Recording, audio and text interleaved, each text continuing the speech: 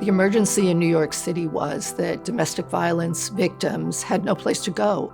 The story is that in 1984, a number of individuals came together to address the issue of domestic violence. They were working from a church before they had an official building. They were housing people in their homes. There was not an understanding of what domestic violence was. The police didn't understand, the courts didn't understand. I think society at large didn't understand. Clients needed more than just a safe place to sleep. They needed counseling, they needed services for their children, they needed job training and education. They really needed every part of their life supported. And fast forward to today, we provide all that and more. And all of that provides like lights on a runway.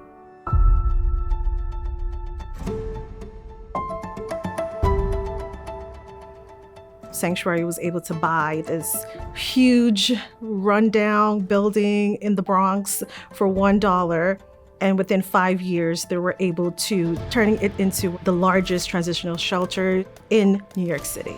We have amazing programming. We have social workers, we have case managers. Each one of our shelters has a children and family services programming. So we have after school, we have art therapy, we have summer camp, we have Girl Scouts, we have a child care on site.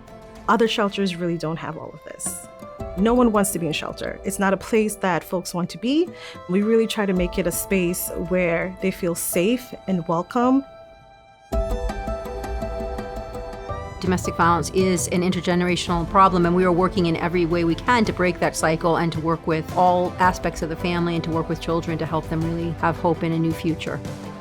We realized that a large majority of the individuals we served were immigrant survivors, and so our team is comprised of staff who speak, I think, 30 different languages. Domestic violence and gender-based violence does not discriminate. Doing this work is about justice.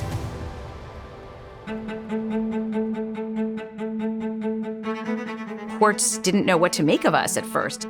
There was no practice area of domestic violence law. That did not exist. We were it. And we were really kind of almost revolutionaries. We were going into the family courts where there had never been specialized attorneys who represented victims. Today, we have over $60 million in donated pro bono legal services from our friends in the private sector every year. We are the largest legal center dedicated to the representation of gender-based violence survivors in the country, and honestly, probably in the world. We have to continue the fight. We have to become activists in a way that we have never thought of before, and we have to understand collectively that the gains that we have fought so hard for are being rolled back and taken away, and we cannot let that happen.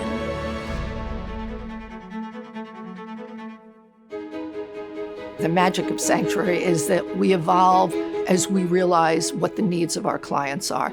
Our clients needed a way to make a living. So the Economic Empowerment Program was created. Our first program in that department was the Career Readiness Training Program, a rigorous training to qualify for living wage jobs. Economic empowerment, it's the right work to do. What happens at Sanctuary really reflects what is happening in the wider world.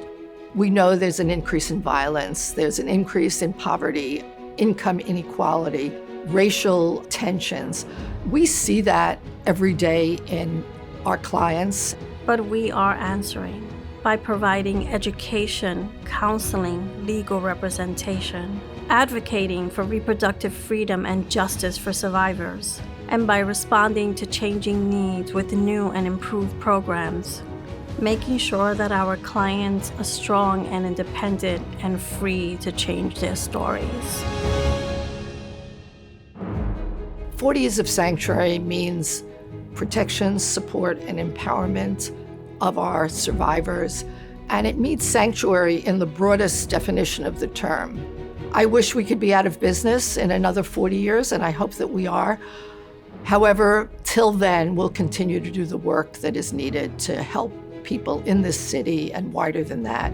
Part of our mission says we believe that safety from gender-based violence is a basic human right, and that guides our work.